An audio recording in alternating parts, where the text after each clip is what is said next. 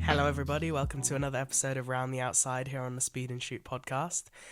Today we'll be giving our thoughts on the Saudi Arabian Grand Prix last week, as well as giving our little preview prediction on the Australian Grand Prix coming soon. So I'm Adham, joined by Ekin once again. And yeah, how are you today? I am ill.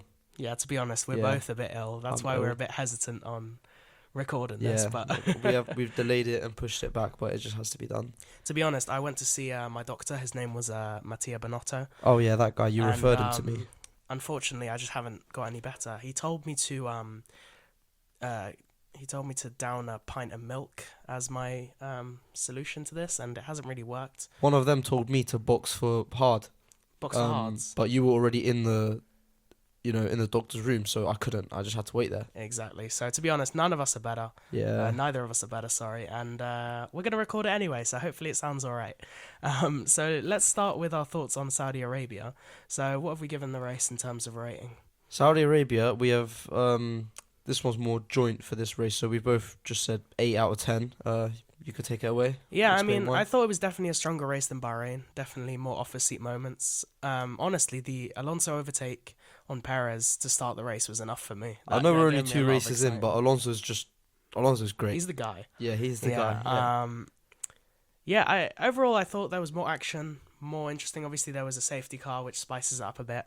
So, yeah, I mean, the fight at the lead was exciting at the start, but it sort of tailed off, so I sort of settled for an 8. But yeah, good racing, and Jeddah has proved to be another successful track for Formula 1 with 3 great races so far. I mean, yeah, it's... What was it? The fastest street race?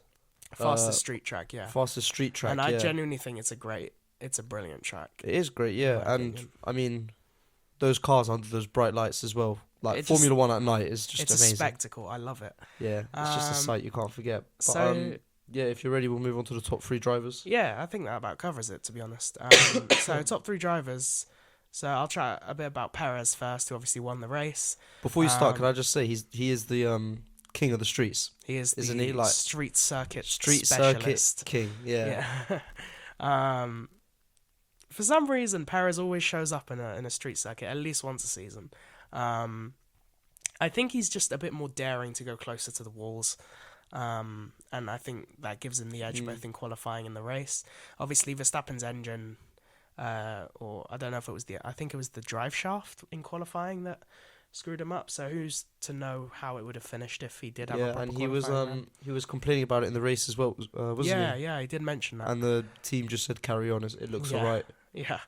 And obviously Verstappen doesn't really like getting told. Like, obviously he's the driver, so yeah, he wasn't very happy after the race, you could tell. But you know, at the end of the day, some people praise the mentality of not happy unless you win. So fair enough to him. Yeah. I mean, it's another Red Bull 1-2 finish. 1-2. It wasn't a 1-2 start actually this race, but it's just another. It would have been. Yeah. It would have definitely been. Yeah. But yeah, so Perez gone for the first driver. Second, Verstappen, obviously we mentioned his issue in qualifying. From P15 to P2. Exactly. Obviously it helped out a bit by the safety car, but you can only take advantage of what's in front of you. So obviously great drive for him. Exactly. And finally, I've gone for Magnussen. Now, there was a couple of contenders. Obviously, we could have gone for Alonso as well, who had an impressive weekend. I had a lot of respect for Magnussen's drive. Because, bit of a cough there. Bonotto's at it again. But yeah, although Magnussen didn't jump up that many positions, I had a lot of respect for how, until the final lap, he was still fighting for that final point. So, you know, a lot of people would say, oh, it's just a point. It's not particularly impressive. But I think to have that kind of drive, at the end of the day, as Martin Brundle says, it's a world championship point, which means that, you know, that it could make the difference at the end of the season. So, yeah, I think it's definitely impressive from Magnussen to fight until the final lap when he made the overtake. Yeah, well, that just brings us on to the 3 disappointing drivers, doesn't it, now? So what did we go for? We went for Perez, Verstappen, Magnussen for the top 3. Yeah. And for the 3 most disappointing drivers, you've gone for what? I've gone for Bottas, so I think he'll be quite disappointed with how his race panned out. Got lapped in the end. I think he was the only car to get lapped. Especially after the safety car. And yeah, he has high standards and he won't be happy with the start of the season so far, I don't think. I can see signs on there as well. Yeah, I mean, Signs. Sainz is a weird one because although the Ferrari's not particularly fantastic at this point in the season, I think he'll be disappointed to have moved backwards in the finishing order, and also to be so close to Leclerc, who had that 10th place grid penalty. So I think overall he won't be satisfied. Not that he had an awful race, I just think personally he won't be very happy. And then finally we've gone for Lando Norris. Yeah. Poor Lando. Poor I do Lando. feel, yeah. I think McLaren are the new Ferrari in terms of the memes, because although Ferrari haven't really done as poorly as last season in terms of decisions, the car just isn't as fast, so I mean, it's less fuel for Piastri memes. as well was saying he can't wait to show off what he can do, but so far, And unfortunately, the start of the race was a bit of a nightmare, but Piastri finished better, so I ended up voting for Norris for disappointing drivers. of course, yeah. So for two best teams, obviously Red Bull. Yeah, before we carry on to the two best teams, one thing we do have to talk about is the sort of what happened with Alonso and the podium at the end. The race Oh the race my ended. God, They that gave it was so to stupid. the race ended. He went third on the podium, and then after the podium, talks and celebrations was over. They then said no, okay, it was Russell, and then Russell got the trophy, the silverware, and then how long after was it? Was it I think I checked my phone. I was because I remember I sent flying- it to you quite late, didn't I? I was It flying was- to the airport. Not Yeah. flying to the airport. I was going to the airport in the morning. I woke up. I checked my phone, and the podium's gone back to Alonso. Yeah, so they gave it to Russell after the podium celebration. Everything was done. Who then had to give it back to Alonso. Yeah, so here's how I So- imagine it panned out. So Russell's flying back home. He gets a call from the FIA that says, "Look, mate, turn your plane around, and head back because Alonso's waiting for his trophy." To which Russell, he acted all cool about it in the media. He was like, Aston Martin deserved it. I'm not particularly thrilled with this podium or whatever, but we'll take it. And then at the end, when he had to return, he was like, it went to the right driver. But I feel like inside he's a bit disappointed. Yeah, I mean, do you remember when he refused to move out the way for Hamilton because he thought Alonso still had a penalty A to serve? 5-second penalty. Yeah, he thought Yeah, even though he already think served that it. Russell might start to get under Hamilton's skin a little bit. I can see that happening as well. Yeah, Because at the end of the day, it was clearly the better thing I to mean- do to let Hamilton through there because he was on the medium tyre, whereas Russell was on the hard. I mean, Russell's a great, up and coming young driver who right now is world class quality. Yeah. And obviously Hamilton's had his, You'd say his best days are yeah, behind his him. best days, and now I think Russell's sort of wanting Hamilton to just let him become the number one driver slowly. You know what I mean? I think But, Russell I sees mean- himself as the number one driver. Yeah, I mean, Mercedes have said publicly that they don't favour one driver over the other. But I think subconsciously in the past, it's always been, Lewis Formula as the One, number one. a race, well, any sport that has more than one person competing for the team at once, there is always going to be a bit of, Yeah. you could even use any sport for this example. Football, if two strikers are in, one striker might They'll have to. say there's no number one striker, but there Yeah. clearly is one. Exactly. you know? Sometimes in sport when two people need to work together, they kind of want the fame to themselves, and that's, I think. To be fair, I could see what Russell was saying when he didn't want to let Lewis through But at because the he was same on time- Alonso. However, did he know Alonso's already served it? Yeah, Or was I he mean, just they using the that? team told him. Yeah. At the end of the day, Hamilton's not going to come out publicly and say anything because he's the level-headed guy in the media and he'll Yeah. never say anything. He used to not be like that, but, he's matured now. But Back- anyway, Back so- to the point that was quite a big side conversation. But Yeah. right, back to what we were saying. Two best teams, right? Red Bull and Alpine. Would you like to So- explain? I'll let you talk about Red Bull first, Well, I mean, there's nothing really. It's quite self-explanatory, isn't it? Like I said earlier, another 1-2 finish for Red Bull. Yeah. Verstappen started P15, ended P2. Perez started P1, ended P1. It's just Yeah. you can't really say anything bad about them if you know what I mean. And if what Verstappen was saying was true, he was still driving with a drive shaft problem. Then he might have even won the race. To get P2 with a problem with your car is still great. Exactly. You know what I mean? Even though he won't be happy about it, but that's just Max Verstappen. Oh yeah, I mean, Um, did you see that after they both finished the race, Verstappen and Perez, when they went into the I The don't know what cool it's down called. room. Yeah, and then Perez was saying, sorry, either Perez was saying to Verstappen or Verstappen was saying to Perez, didn't the team ask you to just keep your pace? Yeah. Because at Because one there was a point, bit of confusion with the team telling Verstappen or Perez to target a certain lap time, even though yeah, they were already doing it. I think I'm not exactly. 100% sure. Yeah, I can't, like I said, I can't remember who, but one of them got told to keep the pace, which they had to sort of have a very light debate about after the race. But the race was already over. Red Bull 1-2 finish. Yeah, There's, I mean, I'm yeah, still waiting for. I was really looking forward to hopefully seeing Verstappen catch up to Perez and see how hard they would fight each other, but obviously, I mean, that it's didn't for end the up win, isn't happening. it? So maybe you could argue maybe they should have Yeah, I gone mean, for each other we because don't know. it's not like you know, points and like 10th like P10, or it's not like a, I don't know, P5 and P4 race. Yeah, It's a it's for race the to win. win. Yeah, So yeah, I do want to wait and see what happens when they actually do fight because I think that'll be interesting. For the other team, I've actually gone for Alpine. I think they've gone under the radar a bit, but a solid weekend for them. 2 points finishes. Drivers will probably be happy, except for the one that finished below the other, which I can't actually remember off the top of my head. But both of them were in the points, so yeah, good job for Alpine. And let's move swiftly on to the clowns of the week. I mean, the two most disappointing teams. that's not what you wrote there. You wrote two worst teams. Two worst. All right, go on, Anna, go on. So it's sort of the punching bags at the minute. It's Uh Ferrari and huh. McLaren for me. Ferrari and McLaren. Yeah, you said earlier McLaren are turning into the new Ferrari. Yeah, in terms of being the meme fuel. I mean, I Ferrari are mean, just disappointing because I think they were definitely on for a better finish. The timing of the safety car was not ideal, especially because I think they actually had a smart pit strategy beforehand. But sometimes these things aren't in your control. But I mean, obviously, it's disappointing. we said in I think our first episode, I mentioned when we were talking about the Bahrain Grand Prix, I said Paul Leclerc because like this stuff isn't his fault and he is a good driver. Yeah. But for example, him taking that 10th place grid penalty wasn't his fault. It's because Ferrari couldn't, they changed their energy stores and the first race where his car stopped working, Again, like just not his fault. yeah, like we've been saying, if any of these big teams, main drivers were to move on, for example, let's say, just talking, for the sake of it here, if Hamilton was to move on, I can see Leclerc leaving Ferrari and taking that Do you think? position. I can see that. I think Leclerc is Ferrari's sweetheart and he will stay there until he wins a world championship. Do you Even if think- he has to fight through tooth and nail, I can't see him in any other team's overalls. I just can't. I mean, we're just gonna have to wait and see. Obviously, Yeah. I mean, like I said, he's a good driver. Ferrari do have fast cars. They just need to be,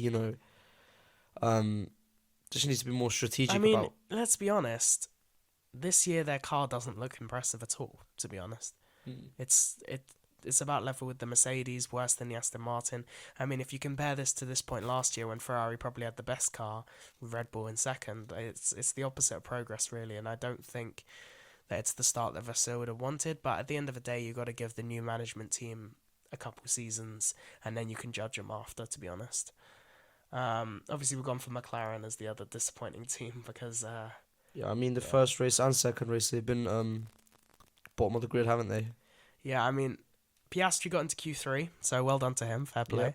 I But do see obviously- Piastri I do see him being a very good driver. Yeah, He's a a lot great of driver people- now, but I do see him doing some, The big like the big question was if you put him in the F1 car alongside Lando Norris, how would he fare? And I think so far he's had the better start to the season. It's not Norris's fault per se, but yeah, you can't fault Piastri for doing better. exactly. In terms of the start, obviously the McLarens made contact. They both had to pit. It was a bit of a meme.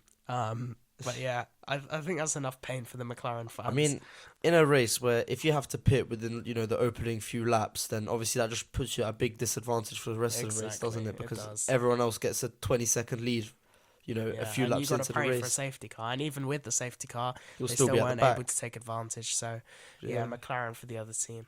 In terms of overtake on the race, I think this was pretty unanimous. It was definitely the most exciting part of the race. Yeah, turn Um, one at the beginning of the race. Turn one, Alonso on Perez. I was literally so excited when that happened. We said Alonso had the best overtake in Bahrain as well for turn 10 on Hamilton, and On now Hamilton. he's done the best overtake. Yeah, so he's doing good with the overtakes. Obviously, Yeah. it didn't I mean, last in he's the a end. seasoned driver. He knows Yeah. what he's doing. It's not his first race, is it? Like, Unfortunately, he can't park his car in the grid correctly. But The overtake was quite good. It was definitely the most exciting race, part of the race for me anyway.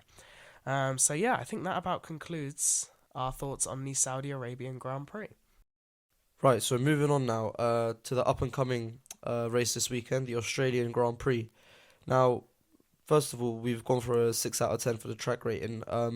I I do quite like this race. I'm gonna be honest with you. What do you think of it? It's in the land down under, and I think it's definitely got a good reputation, this track and this Grand Prix weekend in general. I just think the track's, I don't know, it doesn't promote overtaking, if you ask me. Obviously, it got reprofiled last year, and we were expecting quite a big difference. They ended up cancelling that fourth DRS zone, and I just don't think it produces the quality races that we need from a track as popular as this one. So I've given it a 6 out of 10. There's potential there. I just haven't seen enough yet to give it any higher, to be honest.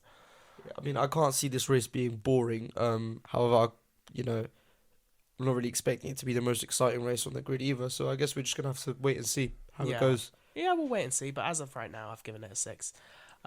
So qualifying prediction. I mean, it's unanimous.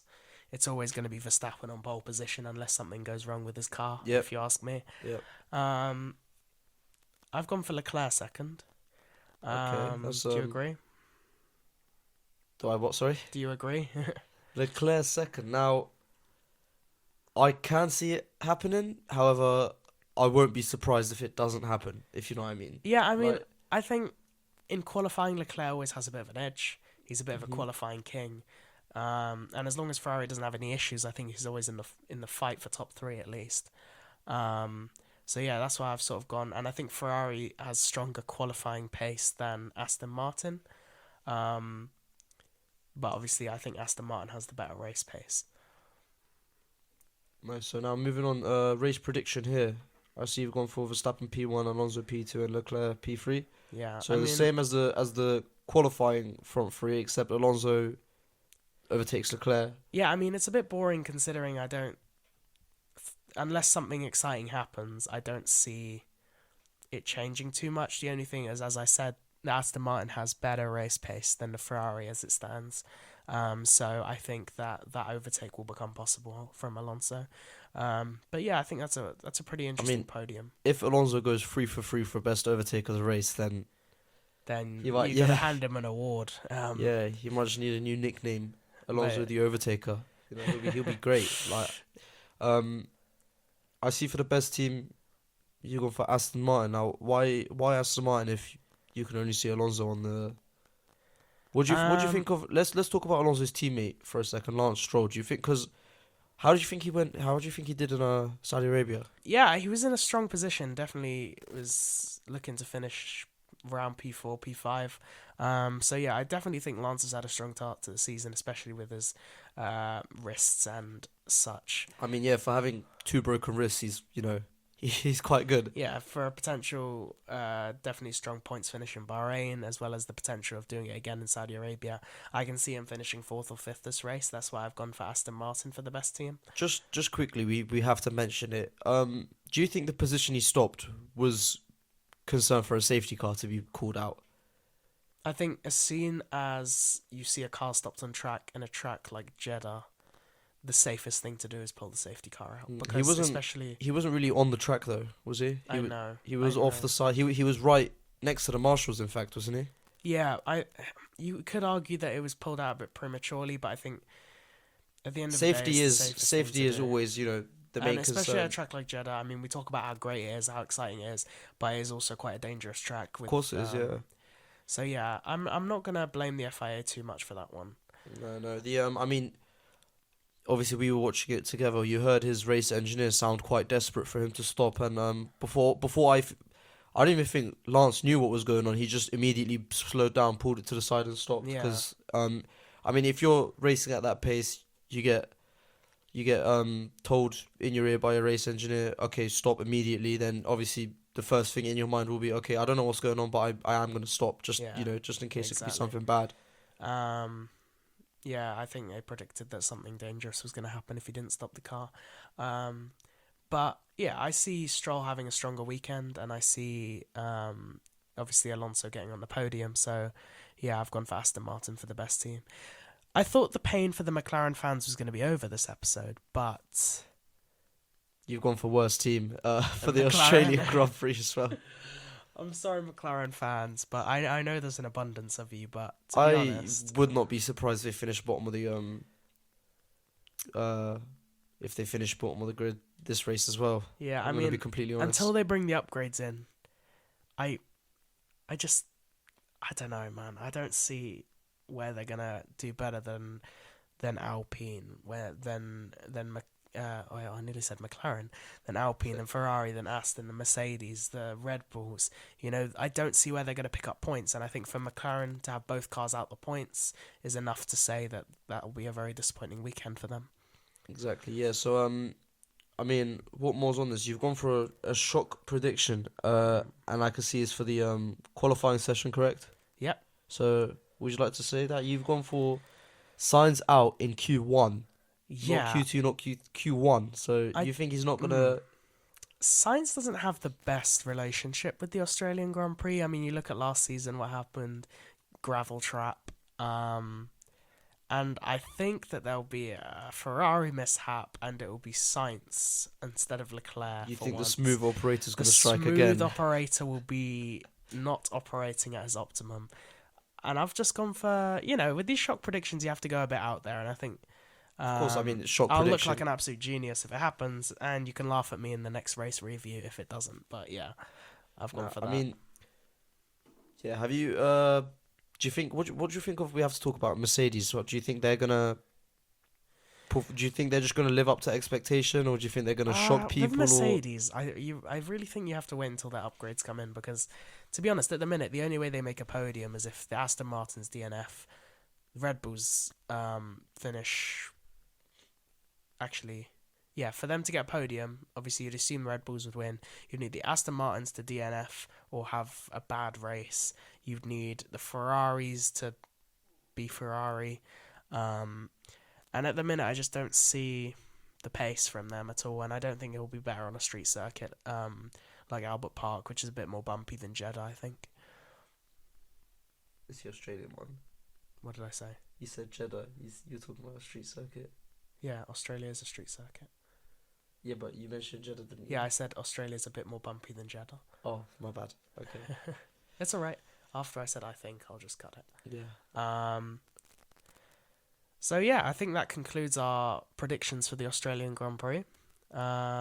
Should be an interesting one, but obviously I don't expect too much from it. I think it's a decent race. I really do look forward to our podcast after the race to just see how stupid we sound or how smart we sound in these I these mean, pre-race. we're not Formula One experts. We're just fans who wanted to give our voices a try on the internet. So here we are. But I don't think our cold was too bad.